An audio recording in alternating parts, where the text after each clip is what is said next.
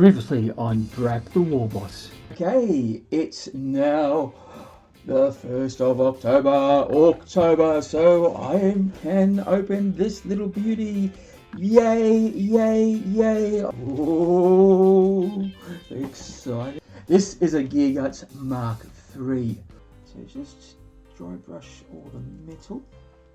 Then I could sort of skirt around. Okay, so in the description below, there's all the links that you can go to. If you'd want to support me, there's Patreon and Buy Me a Coffee. Now, onto the new episode of Brak Da Warboss. G'day and welcome to Brak Da Warboss, another showcase video for you, which I am pleased to announce I have managed to finish the challenge, which Gearguts gave to me and a few other of his affiliates. Well, I think all of his affiliates and other people as well. And the whole idea was to finish the Gearguts Mech 3 during the time of Orktober. And lo and behold, I got it done. Bit surprised there. I had some few health issues and I was a little bit worried about not getting it done, but it got done. I'm better and my painting's a lot better, and I'm really enjoying this because I just can see how much better my painting has got.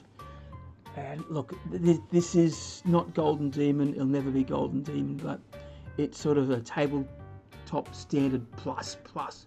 Well, I think it is anyway. I'm really enjoying it. I played around with some few techniques with it.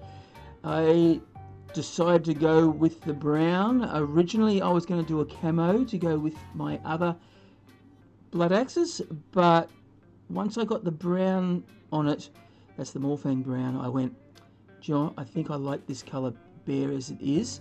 It seems to work really well with the flesh tones.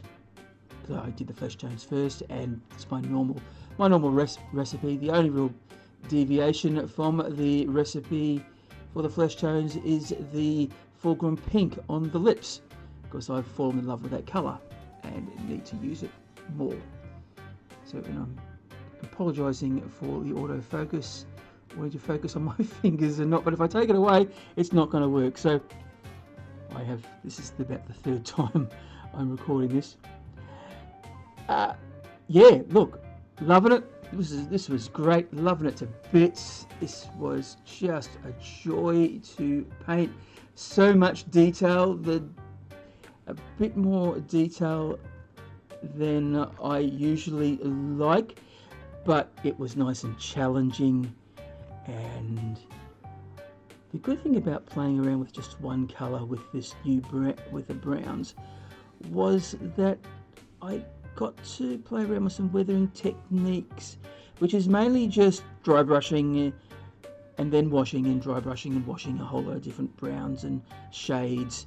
But my main shades that I used were these.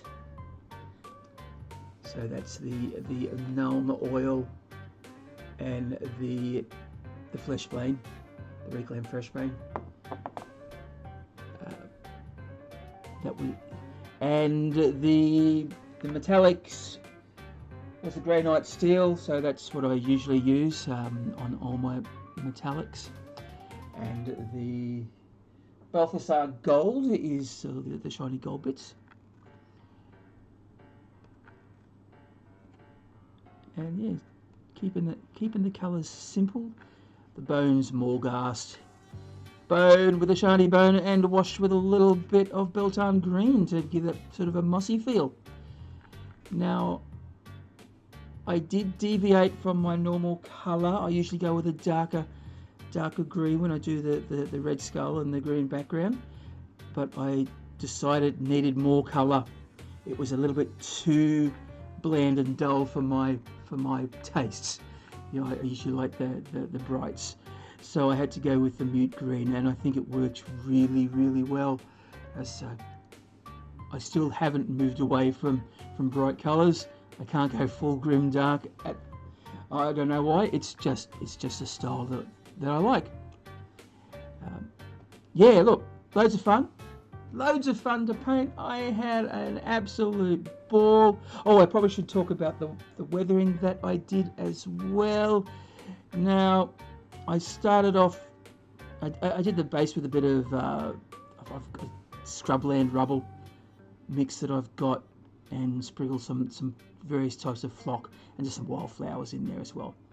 But while I was doing it, I was put a little bit of glue over the foot of this little beastie, and then I sprinkled some of the rubble over, and then I brushed the bits that I didn't want. So we've got little things. That's why we can see things with the pebble in there, and a little bit of flex all the way through. So there's a little bit of, just to sort of make it have a feel as if it's been stomping through the wasteland and bringing up some stuff.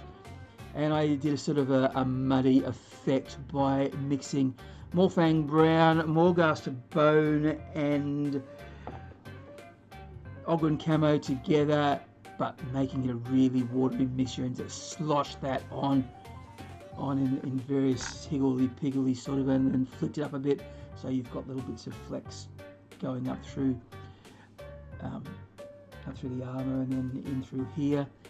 And then I did a series of dry brushes and washes with those washes that I did, and the dry brushing was Typhus Corrosion and Riser Rust, so just higgledy-piggledy all over the place.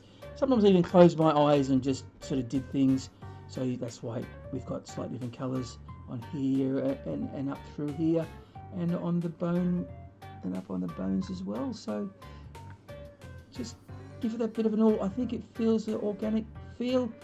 Now, other thing I didn't talk about on the flesh, so the deviate, so around where every bit of metal goes through, that's blood for the blood god.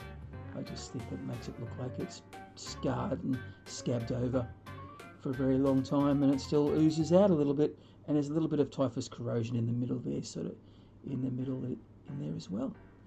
Okay, so that's him. It was fun. It was loads of fun. If you want to get your hands on it, it's the Gearguts Mark III. So I'll put some links below to the various places you can go to, and if you want to use my affiliate links, they'll be there as well. And yeah, it's all fine and dandy. So I'm glad I got in on time. So what do you think? Do you like it? Do you like my deviations of colour? How would you have painted this beast if you were to grab it? Please comment below. Let's have a conversation. Okay, thanks for watching. I hope you enjoyed that. If you did, please like, subscribe and share. Do all the algorithmic things. And if you would like to help me out financially, there's always Buy Me a Coffee and Patreon. The links are in the description. Okay, time to toddle off. So remember, if you go on crumpin', you've got to bash early and bash often.